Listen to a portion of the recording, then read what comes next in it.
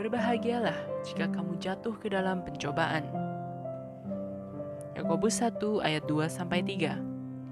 Saudara-saudaraku, anggaplah sebagai suatu kebahagiaan apabila kamu jatuh ke dalam berbagai-bagai pencobaan, sebab kamu tahu bahwa ujian terhadap imanmu itu menghasilkan ketekunan. Umumnya orang akan berbahagia apabila ia mengalami hal-hal yang baik dalam hidupnya. Perjalanan hidup terasa mulus tanpa rintangan dan hambatan yang berarti. Tapi ketika pencobaan datang, kita cenderung merespon dengan hal-hal yang negatif. Marah, kecewa, murung, sedih, pahit hati, putus asa, tersinggung, dan memberontak. Di dalam firman Tuhan hari ini, Yakobus menasihatkan untuk menganggap sebagai kebahagiaan apabila seseorang mengalami berbagai-bagai pencobaan atau hal-hal yang membuatnya menderita. Yakobus memahami bahwa setiap pencobaan tentu menghasilkan banyak sekali luka di dalam hati seseorang.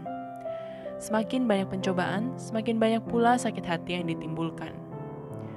Dan luka hati adalah salah satu aspek yang membentuk diri kita. Oleh karena itu, menjadi penting bagaimana kita menyikapi setiap luka yang kita alami. Firman hari ini mengasumsikan bahwa seseorang mempunyai kebebasan untuk memilih respon terhadap apa yang terjadi dalam kehidupannya. Jangan hanyut dalam penderitaan ketika berhadapan dengan penderitaan. Sebaliknya, kita mempunyai otoritas untuk memilih respon tetap berbahagia, meskipun keadaan tidak memungkinkan untuk bahagia. Pilihan ini didasarkan pada pemahaman yang melampaui fakta, pandangan iman dan keyakinan bahwa ujian terhadap iman akan menghasilkan ketekunan. Artinya, fakta yang dihadapi saat ini berupa penderitaan. Ketika direspon dengan tetap berbahagia, akan membuat seseorang semakin bertekun dalam pengharapan.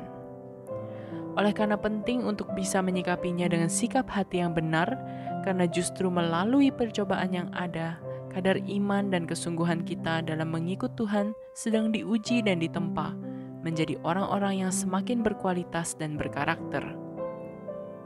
Sehingga kita dapat berkata seperti yang Ayub katakan, "Karena Ia tahu jalan hidupku, seandainya Ia menguji aku akan timbul seperti emas." Di balik pencobaan-pencobaan yang dialami Ayub, ada maksud dan tujuan yang indah. Jika kita diizinkan mengalami berbagai-bagai pencobaan, jangan pernah berpikir bahwa Tuhan itu jahat dan tidak mengasihi kita. Justru hal itu mendatangkan kebaikan bagi kita, karena dalam segala perkara Tuhan pasti turut bekerja. Marilah berdoa.